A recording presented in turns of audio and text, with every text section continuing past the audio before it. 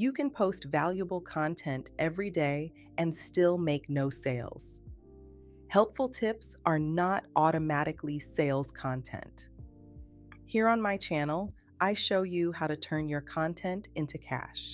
Here's a simple way to turn content into sales. First, name the problem, then give a quick win, connect your offer, and share one clear next step. Here's your quick win.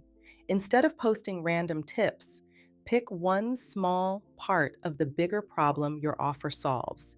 Create one post that solves that piece so your content starts leading toward your offer. Here's the difference between content and sales content. Content post, 3 content ideas for your digital product. Sales post, if random content isn't leading to your offer, name the problem, give a quick win, and introduce your solution. Your content engine keeps you visible. Sales posts show people what to do next. If you're ready to build content that actually leads somewhere, tap the link and start today.